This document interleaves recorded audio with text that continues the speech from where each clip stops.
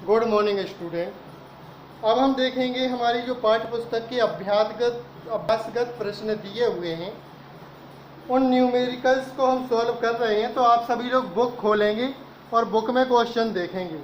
देखिए पहला क्वेश्चन दिया हुआ है, एक एथलीट वृत्तीय पथ जिसका व्यास 200 मीटर है का एक चक्कर 40 सेकंड में लगाता है। 2 मिनट 20 सेकंड में वह कितनी दूरी तय करेगा और उसका विस्थापन क्या होगा। ठीक है, तो देखिए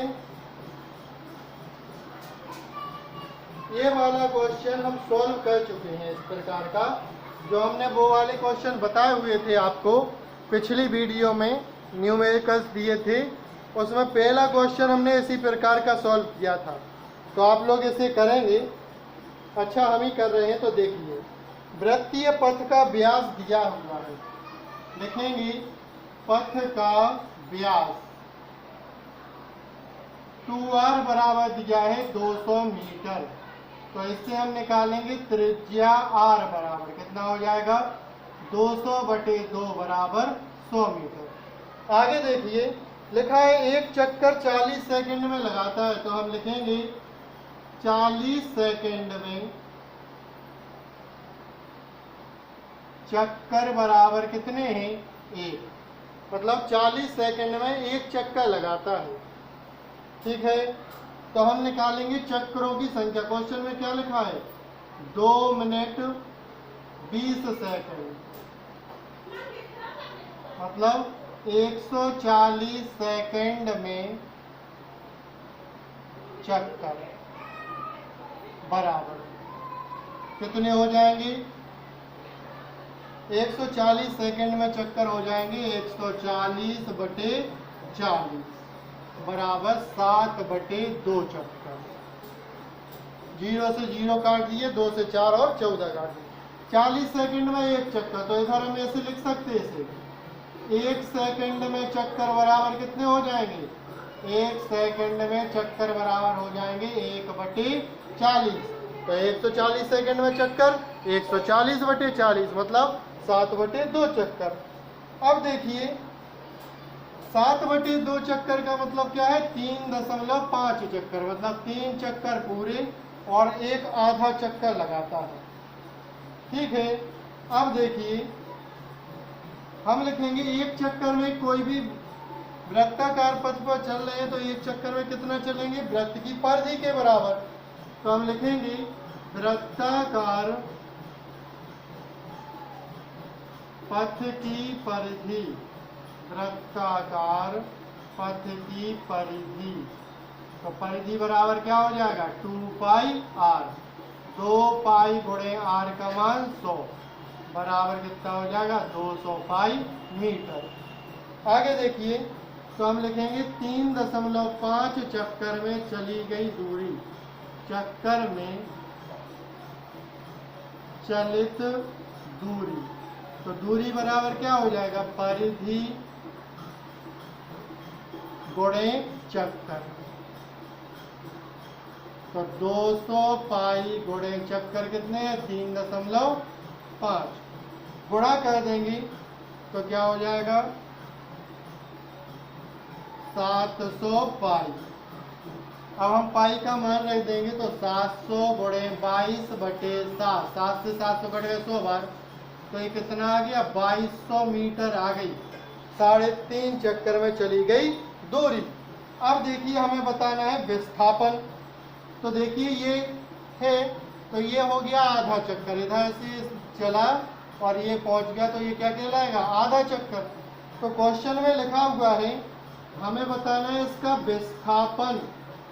तो विस्थापन कितना होगा 3 चक्कर यहाँ से मान लीजिए चलना स्टार्ट करता है, एक चक्कर लगा के यहीं, 2 चक्कर लगा के यहीं, 3 चक्कर लगा के यहीं, वो आधे चक्कर में यहाँ पहुंच जाएगा। तो विस्थापन कितना होगा इसका, इसकी व्यास के बराबर। तो विस्थापन कितना हो जाएगा, विस्थापन बराबर व्यास बराबर कितना आ जाएगा 200 मीटर आंसर। ठीक है, तो ये पहला क्वेश्चन हो गया है। हम देखते हैं दूसरा क्वेश्चन। दूसरा क्वेश्चन देखिए लिखा है 300 मीटर सीधे रास्ते पर जोसेफ जॉगिंग करता हुआ 2 मिनट 30 सेकंड में एक सिरे से दूसरे सिरे पर पहुंचता है और घूमकर 1 मिनट में 100 मीटर पीछे बिंदु सी पर पहुंचता है। जोसेफ की औसत चाल और औसत वेग क्या होगी? पहला दिया है ए से बी सिरे तक, दूसरा दिया है ए से सी सिरे तक। तो हम पहले एक सॉल्व करेंगे। तो देखिए दूरी कितनी दी है, दूरी बराबर दी है 300 मीटर। आगे देखेंगे समय बराबर कितना है, तो समय बराबर कितना दिया हुआ है 2 मिनट 30 सेकंड, 2 मिनट 30 सेकंड। तो 2 मिनट 30 सेकंड का मतलब कितना है, 2 मिनट मतलब 120 और 30 150 सेकंड हो गया। ये समय हो गया, ये दूरी दी है। अब हम लिखेंगे, पहला पार्ट सॉल्व कर रहे हैं ए से बी सिरे तक, तो लिखेंगे औसत चाल बराबर, औसत चाल बराबर, तो औसत चाल बराबर क्या होता है, कुल दूरी बटे कुल समय। ठीक है, तो देखिए कुल दूरी कितनी है, ए से बी तक जाता है, ये ए है और ये बी है, इनके बीच की दूरी 200 मीटर है, ए से बी तक जाता है। ठीक है, और घूमकर 1 मिनट में 100 मीटर पीछे आ जाता है, फिर घूमकर आता है तो ये सी है। तो कुल दूरी कितनी दी है 200 मीटर, अभी हमें इससे मतलब नहीं है। और कुल समय कितना लगता है 150 सेकंड, इससे डिवाइड कर देंगे, कुल दूरी 300 मीटर दी है। ठीक है, तो इसे हम डिवाइड कर देंगे तो कितना आ जाएगा 2 मीटर प्रति सेकंड। आगे देखिए हमें निकालना है औसत वेग। तो देखिए औसत वेग बराबर क्या हो जाएगा, विस्थापन बटे समय। तो देखिए विस्थापन क्या होगा, ए से गया सीधे पथ पर जा रहा है तो विस्थापन क्या होगा उतना ही, और समय कितना हो जाएगा 150 बराबर कितना आ जाएगा 2 मीटर प्रति सेकंड। तो विस्थापन और औसत वेग कैसे रहेंगे, औसत चाल बराबर रहेंगे, औसत वेग और औसत चाल। अब हम इसका जब बी पार्ट करेंगे, लिखा है ए से सी सिरे तक, तो ए से सी सिरे तक देखो कुल दूरी 300 मीटर गया और 100 मीटर वापस आके सी पे आ गया, तो उसके द्वारा कुल दूरी कितनी हो गई, कुल दूरी बराबर हो जाएगी 300 प्लस 100 बराबर 400 मीटर। ठीक है, इसको कुल समय कितना लगेगा, कुल समय बराबर कितना हो जाएगा, ए से सी तक जाने की 150 सेकंड, और इसके बाद फिर कितना दिया है 1 मिनट में 100 मीटर पीछे आता है, प्लस के 1 मिनट मतलब 60 सेकंड बराबर कितना हो जाएगा 210 सेकंड। ये कुल समय हो गया। अब हम निकालेंगे इससे औसत चाल, तो औसत चाल बराबर क्या हो जाएगा, कुल दूरी बटे कुल समय।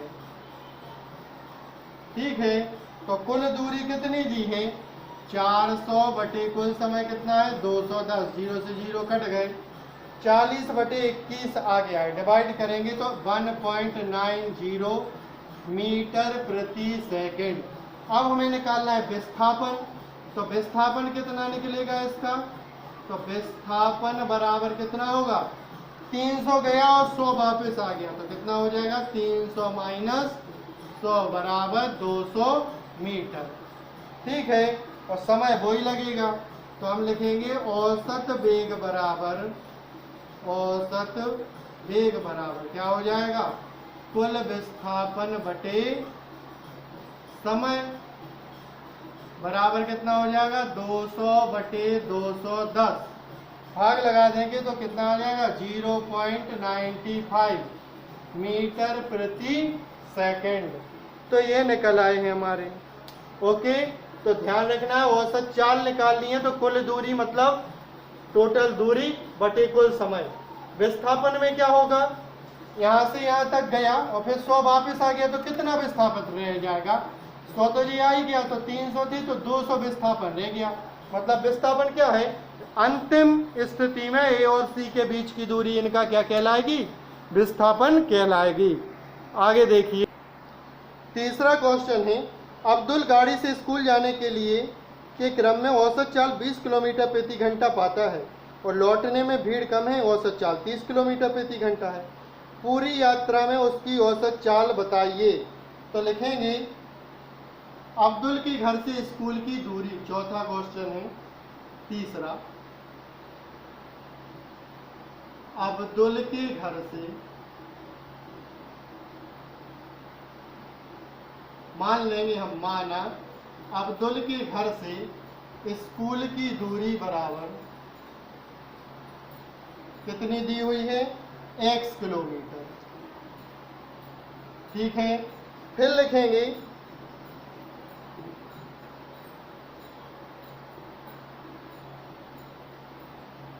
स्कूल जाते समय चाल बराबर कितनी दी हुई है, 20 किलोमीटर प्रति घंटा। तो लिखेंगे स्कूल जाने में लगा समय, स्कूल जाने में लगा समय। तो समय बराबर क्या होता है, दूरी बटे चाल। मतलब कितना हो जाएगा, 20 बटे नहीं, x बटे 20 घंटा। अब देखिए स्कूल जाने में इतना समय लगता है, अब जब स्कूल से घर को लौटेगा तो भी उसे x दूरी आनी है, लेकिन चाल तब कितनी है, 30 किलोमीटर प्रति घंटा। तो लिखेंगे स्कूल से लौटने में लगा समय, लौटने में लगा समय। तो लौटने में लगा समय दूरी बटे लौटते समय चाल कितनी है, 30 किलोमीटर प्रति घंटा। तो लौटते समय में लगा समय बराबर कितना हो जाएगा, 1 बटे 30 घंटा। अब हमें निकालना है, लिखा है औसत चाल बताइए। तो हम लिखेंगे औसत चाल बराबर, तो औसत चाल बराबर क्या हो जाएगा, कुल दूरी बटे कुल समय। तो कुल दूरी तो है x, समय क्या हो जाएगा, दोनों जोड़ देंगे, x बटे 20 प्लस x बटे 30। तो x बटे एलसीएम लेंगे 60, 30 का x में 30x, 20 का x में 20x नहीं, 20 तिया के 60 और 30 दूनी 60, तो 3x और 2x। इन्हें पलट देंगे, 60 ऊपर पहुंचेंगे तो 60x बटे 3 और 2 5x, x से x कट गया, 5 से 60 कटे 12 बार। तो क्या आ गया, 12 किलोमीटर प्रति घंटा। ये क्या आ गई, औसत चाल आ गई है। आगे देखेंगे, अब देखिए कुल दूरी इधर हम कितनी रखेंगे, x तो जाने की है, लौट भी रहा है तो कितना हो जाएगा 2x, या इधर लिखेंगे x प्लस x, क्योंकि x किलोमीटर जाता है x किलोमीटर आता है तो 2x। तो इन 2 में ये 2 रख के चलेंगे तो काट देंगे तो कितना आ जाएगा, 24 किलोमीटर प्रति घंटा। तो ध्यान रखना है कुल दूरी कितनी लिख लेगी, वो जाता है x किलोमीटर और x किलोमीटर वापस लौट के आ रहा है, मतलब कुल दूरी कितनी हो जाएगी, x plus x 2x।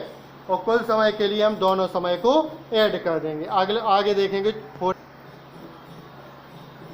Number question देखिए, लिखा है कोई मोटर बोट झील में विराम से सरल रेखीय पथ पर 3 मीटर प्रति सेकंड स्क्वायर की नियत त्वरण से 8 सेकंड तक चलती है, मोटर बोट कितनी दूरी तय करेगी। विराम अवस्था लिखा हुआ है, विराम का मतलब है u बराबर 0, 3 मीटर प्रति सेकंड स्क्वायर के त्वरण से a बराबर 3 मीटर प्रति सेकंड स्क्वायर के त्वरण से 8 सेकंड तक चलती है, t बराबर दिया हुआ है 8 सेकंड। अब लिखा है कितनी दूरी तय करेगी, s का मान निकालना है तो हम लगा देंगे s बराबर ut प्लस 1 बटे 2 at स्क्वायर। तो s बराबर 0, t का मान 8 प्लस 1 बटे 2, a का मान 3, t का मान 8 गुणे 8, 2 से 8 काट दिए 4 बार। s बराबर 0 प्लस 3 8 24 चौको 96, तो s बराबर 96 मीटर आंसर। आगे देखिए क्वेश्चन नंबर 5 और 6 ग्राफीय क्वेश्चन दिए हुए हैं, तो ये हम आपको जब हमारी कक्षाएं लगेंगी तब हम बोर्ड पर सॉल्व करके ग्राफ के माध्यम से बताएंगे।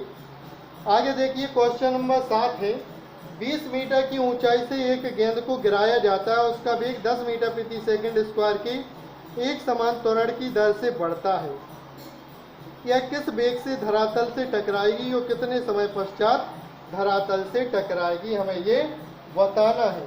तो 20 मीटर की ऊंचाई से, देखिए तो ये 20 मीटर की ऊंचाई क्या कहलाएगी, इसके लिए एस दूरी कहलाएगी। तो एस बराबर क्या हो गया, 20 मीटर। त्वरण ए बराबर दिया है कितना, 10 मीटर प्रति सेकंड स्क्वायर। ये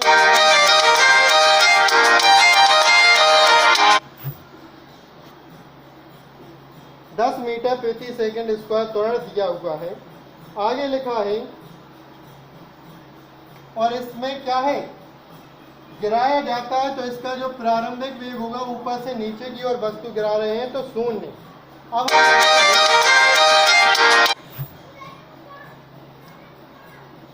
लिखेंगे गति के तीसरे समीकरण से, गति के तीसरे समीकरण से, तो तीसरा समीकरण क्या है, v² बराबर u² प्लस के 2as। ठीक है, v² बराबर u² का मान 0, 2a का मान 10, s का मान 20। तो v² बराबर 400, तो v बराबर कितना हो जाएगा, 400 का वर्गमूल 20 मीटर प्रति सेकंड। तो 20 मीटर प्रति सेकंड के वेग से टकराएगा। अब हमें समय बताना है, तो हम लिखेंगे गति के प्रथम समीकरण से, प्रथम समीकरण से। तो प्रथम समीकरण क्या है, b बराबर u प्लस at, b का मान 20 बराबर 0 प्लस a का मान 10t। तो 10t बराबर कितना हो जाएगा, 20। तो t बराबर 20/10 बराबर कितना आ जाएगा, 2 सेकंड समय में ये क्या हो जाएगी, जमीन पर पहुंच जाएगी। आगे देखिए 10 नंबर क्वेश्चन दिया हुआ है हमारी बुक में ही, लिखा है एक कृत्रिम उपग्रह 42,250 किलोमीटर त्रिज्या की वृत्ताकार कक्ष में घूम रहा है, 24 घंटे में परिक्रमा करता है, उसकी चाल ज्ञात कीजिए। तो r बराबर दिया है 42,250 किलोमीटर, और क्या दिया है, t बराबर दिया है 24 घंटे। लिखा है वृत्ताकार कक्षा में घूम रहा है तो उसकी चाल का परिकलन कीजिए। तो हम लिखेंगे वृत्ताकार कक्षा की लंबाई, वृत्ताकार कक्षा की लंबाई, वृत्ताकार कक्षा कितनी होगी, परिधि के बराबर। तो वृत्ताकार कक्षा की लंबाई क्या हो जाएगी, परिधि, मतलब 2πr। अब हम लिखेंगे, हमें क्या बताना है, उसकी चाल बतानी है। तो चाल बराबर क्या होता है, दूरी। तो दूरी काय के बराबर है, परिधि के बटे में क्या हो जाएगा, समय, मतलब 2πr अपॉन समय t। तो हम इसका मान रख देंगे। तो देखिए 2 पाई का मान 22/7, r का मान 42,250, तो बटे में t भी है, तो बटे हमने कह दिए 24। अब हमें तो देखिए जब हम इन्हें सॉल्व करेंगे तो क्या हो जाएगा, 2 से 24 कट जाएंगे 12 बार, इनका मल्टीप्लाई करके 12 सत्ते 84, और इन्हें लिखेंगे 42,250, 42,250। अब हम क्या करेंगे, इनका कर देंगे मल्टीप्लाई, तो कितना आ जाएगा, 11,000 कितना आ जाएगा, 11,118 किलोमीटर प्रति घंटा लगभग। तो ये हमें इसका मान प्राप्त हो गया है। आगे देखिए, हमारे कुछ क्वेश्चन इसी बुक से हम बता दे रहे हैं ताकि यह हमारा चैप्टर समाप्त हो जाए। 9वां क्वेश्चन है, निम्नलिखित में से कौन सी अवस्थाएं संभव हैं, ये उदाहरण दें। कोई वस्तु जिसका त्वरण नियत हो परंतु वेग शून्य हो। तो जब वस्तु विराम अवस्था में होगी, ठीक है, तब यह स्थिति संभव है, क्योंकि विराम अवस्था में होगी तो उसका वेग शून्य होगा। आगे देखिए, इसी में दूसरा है, कोई वस्तु किसी निश्चित दिशा में गति कर रही हो तो त्वरण उसके लंबवत हो, स्थिति संभव है। ऊंचाई से क्षैतिजकार फेंकी गई गेंद पर अधोगामी दिशा में लंबवत त्वरण प्राप्त होगा। 8वां क्वेश्चन देखिए, लिखा हुआ है, एक अक्ष पर 4 सेकंड के बिंदु पर लंब खींचते हैं, 0 से 4 के बीच ग्राफीय क्षेत्र छायांकित किया जा सकता है। ठीक है, तो इसमें हमें छायांकित क्षेत्र का क्षेत्रफल बताना है। तो देखिए, छायांकित क्षेत्र का क्षेत्रफल बताने के लिए हम इसमें क्या करेंगे, वर्गों की संख्या 4 सेकंड के बाद वाहन द्वारा चली गई दूरी, तो ग्राफीय क्षेत्र में वर्गों की संख्या बराबर कितनी हो जाएगी, 60 गुणे इसमें हम कितने से 2/3 से मल्टीप्लाई कर देंगे तो हमें ये 40 मीटर प्राप्त होगी। हम आपको अगली वीडियो में ये क्वेश्चन छूटे हुए सॉल्व करके प्रोवाइड करा देंगे, और आप लोग कोशिश करना, यदि आ जाए तो ठीक है, ना आए तो आप हमें भेज देना जो क्वेश्चन आपको नहीं आ रहे हैं, तो हम आपको सॉल्व करके बता देंगे। ठीक है, थैंक यू।